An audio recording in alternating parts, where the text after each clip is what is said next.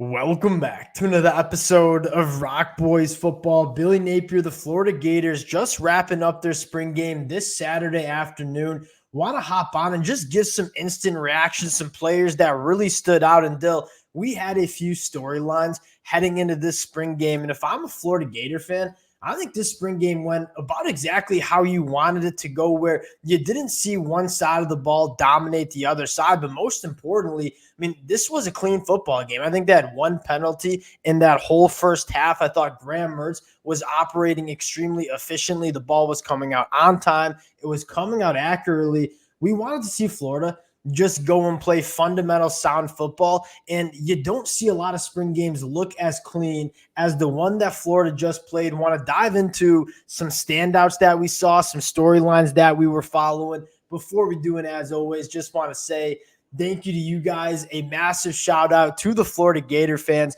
It's been a blast talking this program, and the amount of support the Florida fans have shown the boys truly does mean a lot. If y'all do enjoy the content, consider subscribing to the channel. And much more importantly, would love to hear some of your takeaways as well in the comment section. Dill, I'm going to kick this one to you. I'm going to start off with a question. On the offensive side of the football, that one standout player that really caught your eyes, who you got? I think it was Ball. I think in terms of that running back room, I think we were all a little concerned about what the depth kind of looked like, especially losing Trevor Etienne. But I thought Trayshawn Webb played really well. I thought those two look like you're rounding out a room that, again, you need a handful of guys to be able to play good SEC football. I think Florida has that. I think their young guys played really, really well.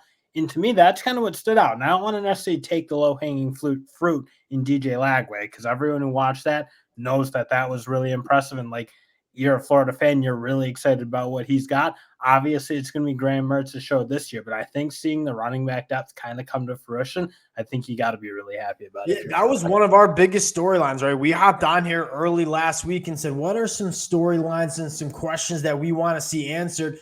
The running back depth was certainly one of those. And Dill, I thought Jaden Ball was probably the best running back on that Florida Gators team this afternoon. You probably want to see a little bit more from Montrell Johnson, but I thought Trayon Webb looked really good. Jaden Ball looked good. I thought Daniels looked pretty solid. I think Florida, largely answered some of our questions about that depth in the running back room. Now, I remember Florida fans, they were not happy with me when I took the Hurricanes running back room over Florida. I will say this. I was impressed with what I saw. Going to the passing attack, I want to start, Dill, before we talk about the wide receivers and quarterback play. I do want to start with probably the biggest storyline for myself heading into 2024, and that is what this offensive line is going to be like. And I thought you saw some things that you felt really good about, especially in the running game. They were moving some bodies off the line of scrimmage.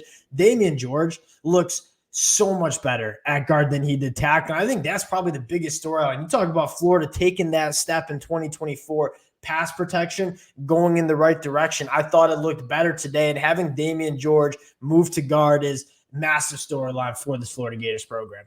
That was a big thing. I don't think you wanted to see either side necessarily on defensive or defense offensive line dominate. I thought that was just a well-contested football game between those two sides. And especially when you're missing your guy in Austin Barber, who's probably the best tackler, or at least most proven tackle so far that we've seen, missing him and still being able to be really competitive with Crenshaw Dixon and Devin Manuel. I thought those two played really well. And I think you're kind of right. On the inside, that's where I was really impressed. I thought Najee Harris played really, really well. I thought Jake Slaughter looked good at center. And obviously, you said it, Damian George. That's where he should have been all along. They got some road graders inside. You talk about getting that running game going. Najee Harris had a few iffy pass pro reps, but you talk about getting downhill, moving some bodies off the line of scrimmage. Najee Harris is an absolute dude. I came away impressed with the Florida Gators offensive line, or at least feeling a lot better about that Florida Gators offensive line than I did last year at this time. And that's something we've talked about. It's just a deeper unit across the board. You have some more competition. I think Florida fans. That's one thing I was going to add in. I thought the second unit wasn't getting going. And you see a lot of teams when you go to your second unit, they just can't stand up. And I thought that second unit played really well. I thought Westfall looked good. I thought they had some other it just when that unit was on the field, they weren't overmatched. And I think in a lot of teams, you see that. You certainly would have seen that last year for Florida, as you didn't really have a depth behind what you had at the starters. But I thought Florida, again, acquitted themselves well in terms of what they had on both sides. I thought, again, you just kind of look overall at that game, both units played really well. I thought it was competitive at both levels. And as far as the quarterback play is concerned, we got to talk about two quarterbacks for this one. One, Graham Mertz, again, I kind of said this at the top, looked significantly more comfortable than he did 12 months ago. And I think that's to be expected. I think he really has command of this offense, which is massive for Florida fans. The ball was quick. It was out on time. Now, DJ Lagway, you talk about just being made of the right stuff. I mean, you don't see a lot of true freshmen play like that in a spring game. He had a tough opening drive, right? I believe 0 for 3 not real quick. Battles back and has a phenomenal game. He checks so many boxes in what you want from a quarterback, not only from the physical trait side of things, but you talk about what's between the ears, what he's made up of, the leadership that he shows on the sideline. I mean, commanding the attention of pretty much a whole college locker room as a kid that should be in high school. Florida fans should be excited about quarterback play in 2024 with Graham Mertz, but they got a dude going in the next couple of years as well. 100%. And just to echo what you said about Mertz, I mean, just like how what you were saying, like just looking really comfortable in that offense, didn't look like he was as stressed. And again, it was the spring game. And that's probably the one thing you wanted to see get better from last year was just being able to command the pocket a little better. Yeah. And I think, again, a lot of that comes with the offensive line playing better. But I think the connection he had with Wilson, I thought was really the game was slowing down for Graham Mertz, combined with the offensive line playing better. Like that's the result of an offense that just looked in a little bit more command than you saw last year. Obviously, it was very nice to see a guy like Aiden Mizell get it going. We kind of know what we have with Trey Wilson. We know what we have with Shamir Dike. Aiden Mizell, a guy that we've been very excited about, broke out for a touchdown connection with DJ Lagway. They'll go into the defensive line, and I'd say the same things that I said for the offensive line, and that is the depth of this defensive line is probably in the best spot it's been at since Billy Napier has taken over. You kind of know what you have with Cam Jackson and Caleb Banks, but my biggest takeaway was those second-year guys, TJ Searcy, Cameron James, they are taking a massive step in the right direction. You're bringing a guy like Joey Slackman. You feel really good about 8-9 players on this defensive line where last year, especially with a guy like Justice Boone going down, it was probably 5 or 6 at the most for Florida that you felt comfortable with on the defensive line. And I imagine you felt pretty good coming into this year about what you had on the edge. I mean, the way Tyreek Sapp's taken a step in terms of looking like he's kind of molding into that defense more, that ability to get on the edge and make plays there, not just play powerful. We knew he could play that way, but that move he had, I mean, that ability to bend around tackles, he's developing that. And you obviously saw TJ Searcy, a little bit of Cameron James last year. You kind of knew what you had on the edge, but I was really impressed by what the interior guys played. I thought Slackman looked really good. I thought Brian Taylor, the JUCO guy, looked awesome. And to see that was impressive because I thought last year you were so reliant on Caleb Banks and Cam Jackson in terms of like, if they weren't on the field, there were a lot of rushing lanes. It was really hard to play run defense.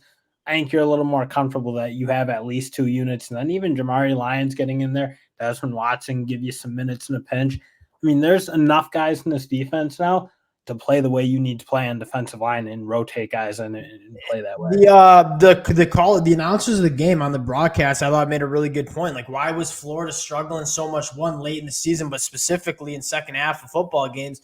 Like, they just didn't have the depth on the defensive line last year. It's in such a better spot going into 2024.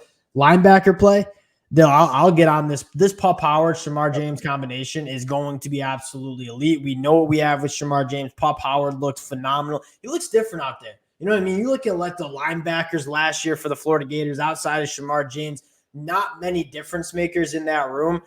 Shamar James, Pup Howard, 6'4", 240. He's a freak show out there. He looks like a freak show, plays like a freak show. I mean, this linebacker room is going to get to work, especially with Ron Roberts kind of helping this group develop. And then you look in the back end, Dill, I'll give you my kind of guy that I was most impressed with. And we kind of know what we have with some of these guys, right? Jordan Castell, Bryce Thornton. You even have some guys like Asa Turner, who's not necessarily a returning starter for Florida, but you know what you have with the veteran safety. The quarterback, Jakeem Jackson. I thought he looked really good, a guy that was super talented coming out of high school. I thought you saw some growing pains his first year in 2023. he looks like a guy that's going to be contending for a lot of playing time for this Florida Gators secondary room. You want to see, I mean, that battle with him and Devin Moore, I think is going to be tight. Yep. I think Team Jackson kind of showed that he's kind of getting there to where they need him to be, making plays in the football, tackling, doing those things you want to see. So again, you kind of saw some really good things from the cornerback room. I thought Asa Turner, and I wonder how much he's going to play. It's kind of a tough safety room to crack, frankly, when you look at what they have in Jordan Castell and Bryce Thornton. But I thought he looked good, looked in command of where he was, making plays in the ball, in playing physical. That was another thing you kind of wanted to see more from Florida, is some of those more physical plays, tackling hard, playing aggressive in the box. I thought he looked good doing it. I thought Aaron Gates, frankly, I'm kind of wondering if he's going to be able to work his way into that nickelback position, because, again, I think it's going to be kind of between him and Sharif Denson. Sharif Denson plays the ball. Aaron Gates, I thought he played really well. I thought he tackled really well. And that's something I think you certainly need to look for Florida, because that's one obvious one. They need to tackle better. And I thought Aaron Gates played well. Again, you're just kind of looking. It looks like you'll have just better competition at a lot more spots than you saw last year. And it's the reason why that a lot of the I want to say casual college football fans, but a lot of talking heads in the media are going to say, oh, this Florida team didn't make a bowl game in 2023. They got a brutal schedule in 2024. I'm not getting up here and saying Florida's going to win a national championship. This team's going to be a lot better than most people think. You look at some of the guys that were forced to play a lot last year who are only going into year 2 of their careers, guys like TJ Searcy, Cameron James, Pup Howard's only going into year 2, Jakeem Jackson, Sharif Denson. There is so much. Jordan Castell and Bryce Thornton, too. Probably shouldn't leave those two out. There's so much young talent on this team that you can tell it's just starting to click a little bit more than it did in 2023. They're getting their feet wet. They're getting more comfortable, especially on the defensive side of the football. I'm really excited about this unit. It's like, no, not that many mistakes in the defensive side of the ball. I know Wilson hit him with a big one over the middle, but not a ton of busts. And we're kind of looking at some of these other spring games. You're looking at his defense giving up 3-4 big plays and just busting. It's not even like making them earn it. It's just not. For the Florida fans that are wondering what's going on with LSU, we had that on the second TV. 3 straight bobs, LSU secondary. That was something. That was something. Florida, I felt like you had too many of those plays last year, especially when you bring in a new defensive coordinator. And I think you're starting to see that kind of what we've talked about. When you're your second year in that system, guys just look a little bit more comfortable, and you didn't see a lot of easy plays. That the offense had to earn what they got. They had to be good throws from Lagway and Mertz. And that's a big thing. I think you just don't want to see easy plays, and I think Florida did a good job. Yeah, I agree. I think this game went about as you probably wanted it to if you're a Florida Gators fan. We'll probably do a little film deep dive on it late or earlier next week. We'll close it at that. Appreciate you guys rocking with the boys again. It's been a blast talking this program. All the support you guys have shown means the world. If y'all do enjoy the content, consider subscribing to the channel, and we'll talk to y'all later.